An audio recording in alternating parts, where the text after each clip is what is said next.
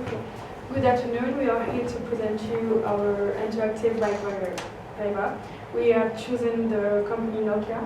First, we will talk about the diagnosis and after the recommendation for the company. The first threat is the cheap import affects market share. Nokia have a less stylish and up-to-date products. Chinese company can produce exact copy of the Nokia phones and literally damage hit sales. Nokia failed to identify Apple and Samsung as a threat, and they perceived their own brand to be much better and to be able to fight off the competition. The software that Apple and Samsung also used, iOS and Android, was far superior to that of Nokia's. It was also hugely popular in the marketplace, especially with the younger generation. They also had a far superior app store, whereas Nokia didn't really have one. Apple and Samsung had apps such as Facebook, Twitter, Snapchat and YouTube, which appealed to the younger generation, so they sold much more phones. It's well documented that Nokia's executive management failed to identify the external strategic threats.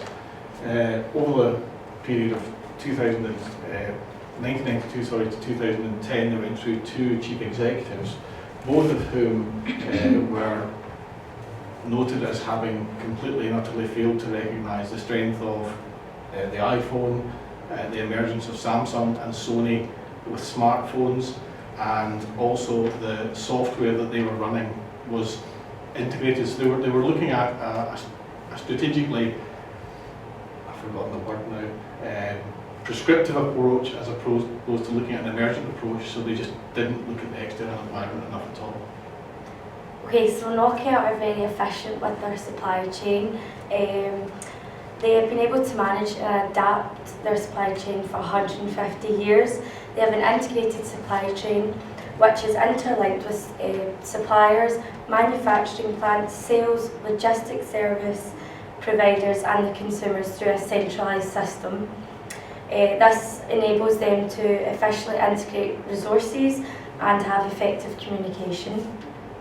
They also have long-term relationships with their suppliers, which builds loyalty and trust, and they are supportive with them in improving their processes. For our last diagnosis, I will talk about lack of governmental support. Finnish government has refused to give Nokia a special favors. They forced them into an easy alliance with Microsoft.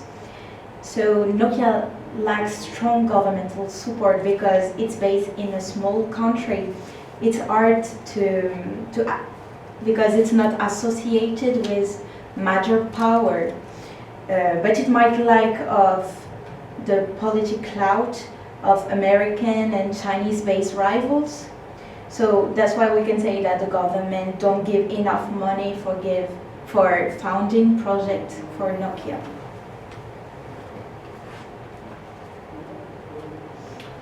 So amongst the recommendations was that Nokia should get back to basics. They should focus on what they're good at, which is designing and building high quality phones and making the best use of their extremely good supply chain and internal processes.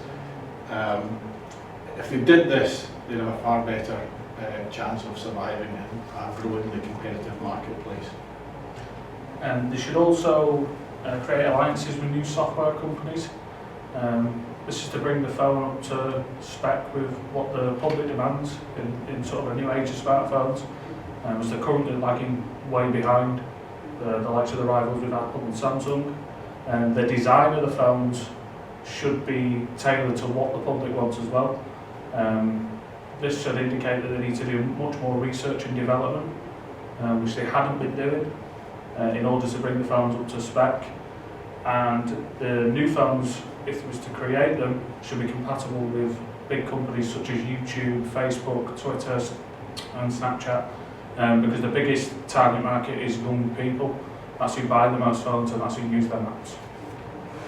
outsourcing the production of the NSET to more cost-effective manufacturing location, a reduction in cost will be welcomed by the shareholders in Nokia. I mean, for example, with China.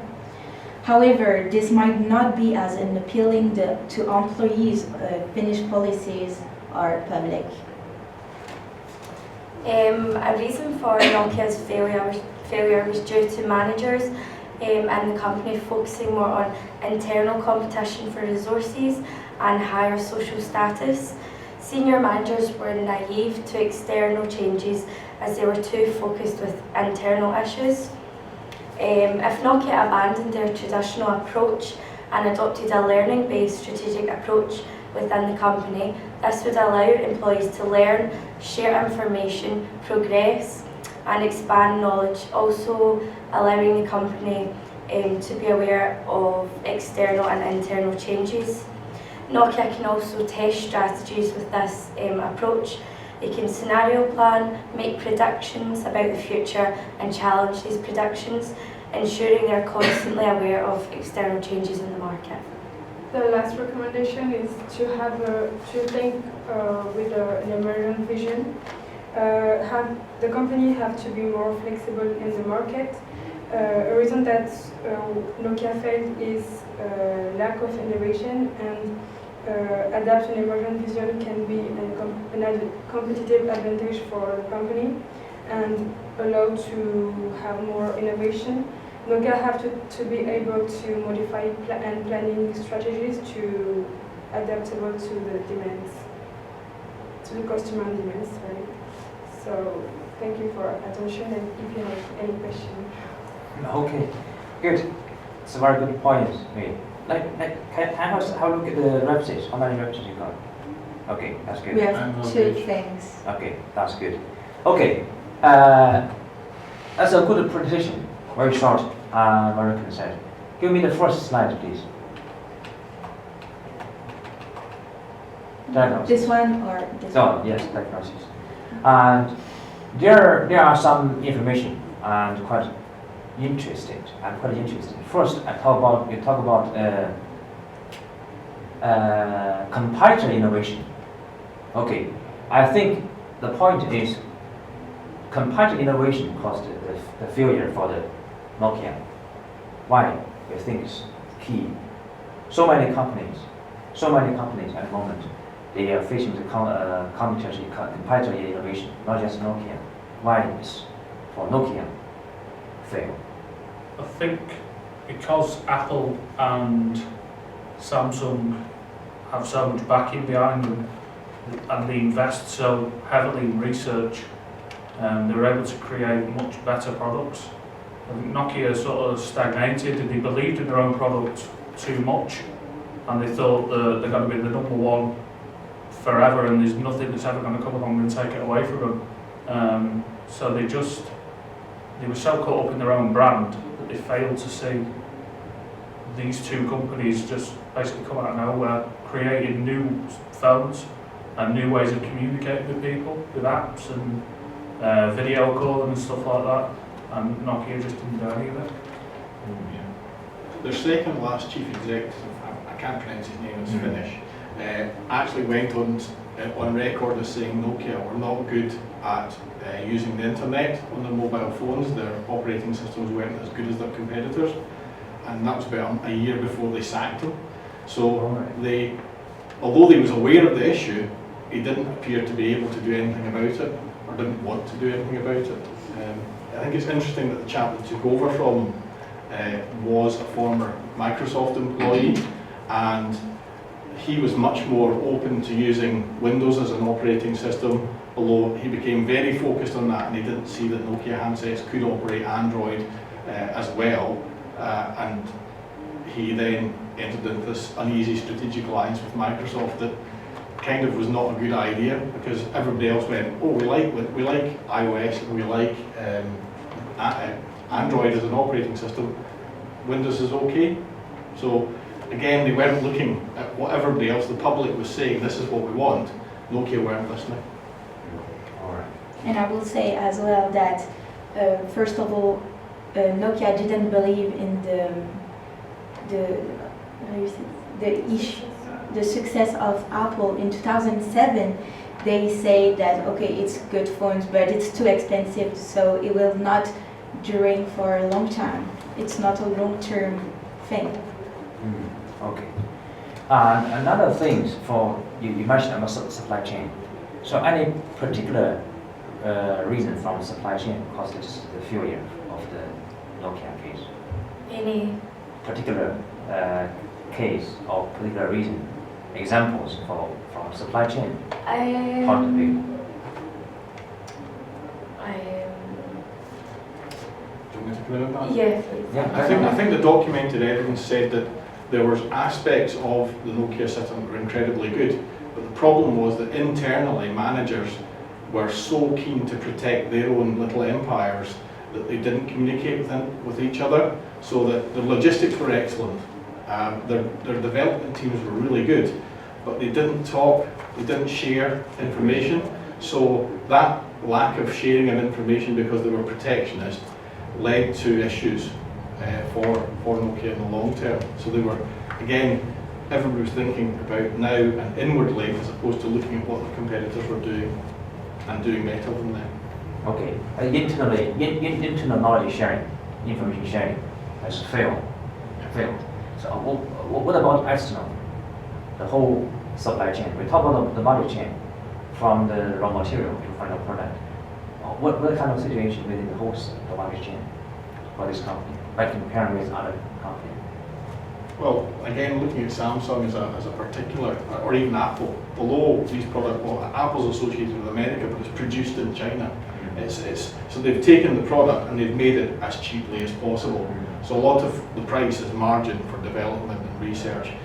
The same can be said for Samsung. They've driven the price of the actual product down to a minimum, whereas Nokia had Finland with high operating costs, high wage structures, and they failed to recognise what their competitors were doing. So again, Apple, they think Apple America company, that's fine, but they didn't look and see where Apple were actually making the product and go, we should follow, and they were left with high labour costs. That's very good point. Very good point. Okay. The support from the government, and in terms of strategic environment, any particular point you think is relevant for the government to give support to the company? How to give it? They could give a little bit money to funding this project. Maybe give money for buy material, because they bought poor material from China or things like this. Then the phone is not a good quality. So with more money, they could have a better material, best phone, and better image. You understand, image from the enterprise, and it's Finnish, so the Finnish government could have a better view from the others, because they have Nokia, and it could be the strong thing from Finnish. I think as well, the government can look at things like tax incentives for research and development and manufacturing. So they could have given reduced tax rates to sustain or to help Nokia for the short term.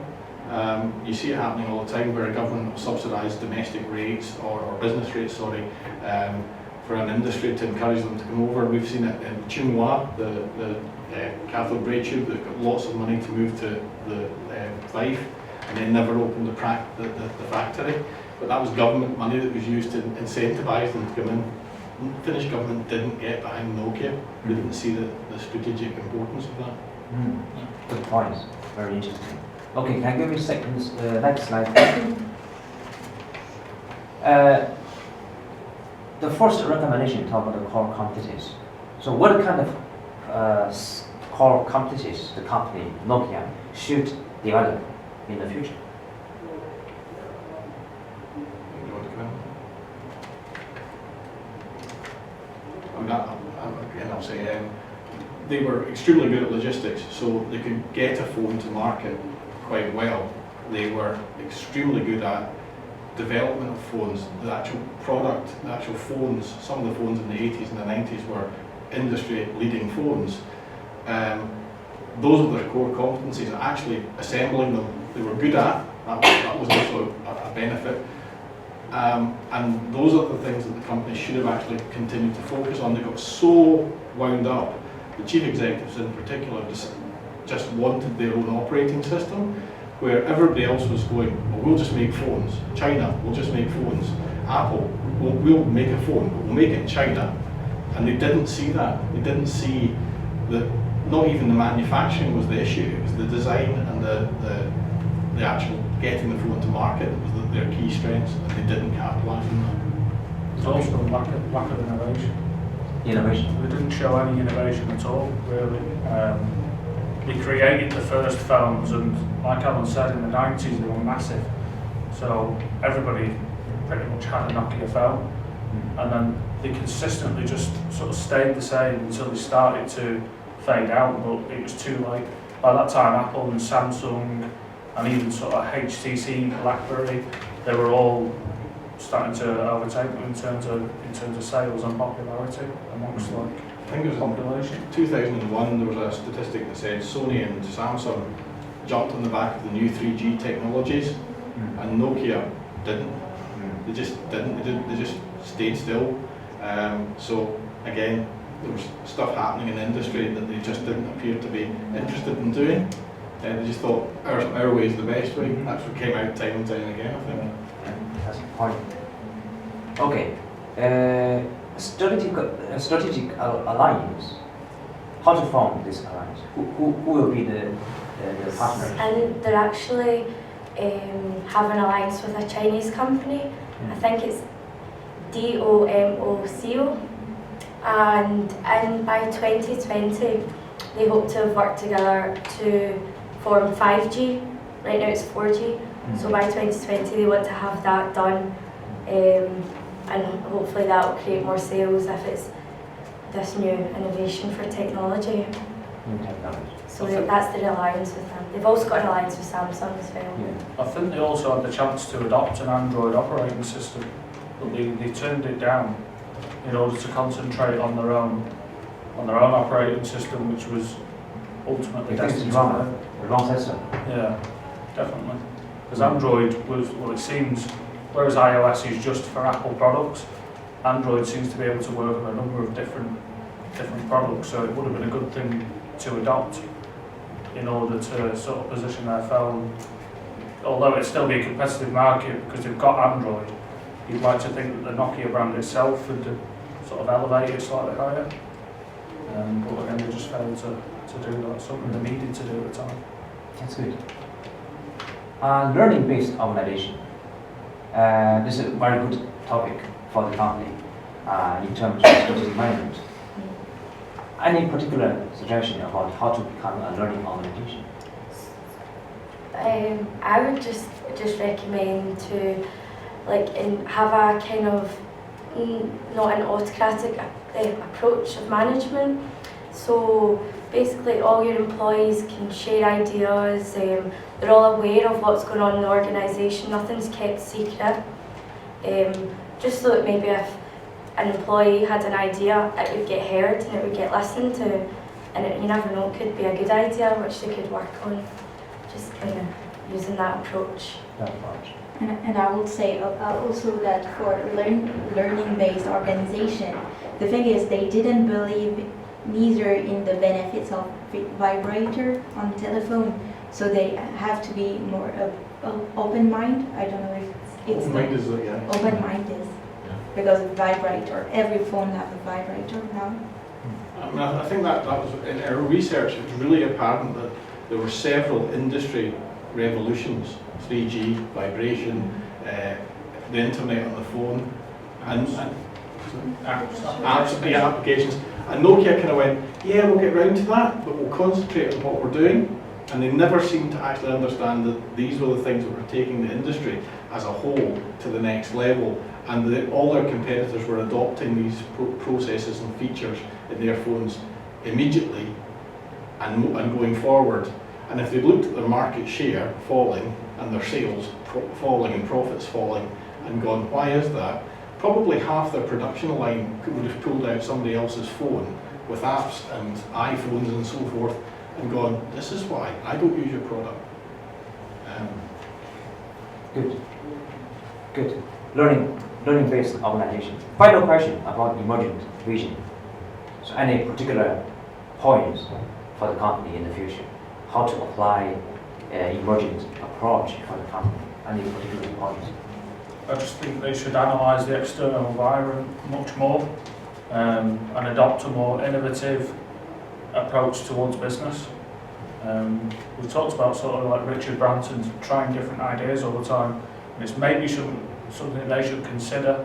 They should also consider the risk in certain ideas, but it's definitely the way forward is to try new things in a technology sort of industry, because that's the only way you're ever going to get anywhere with research, development and experimentation on devices. Okay. I think it's Okay. important you predict the future as well. All right. So you foresee what's going to happen in the market rather than waiting and things changing and not acting on it before. Proactive. Yep. Good. So anything? Want to talk? No? Fine. Good.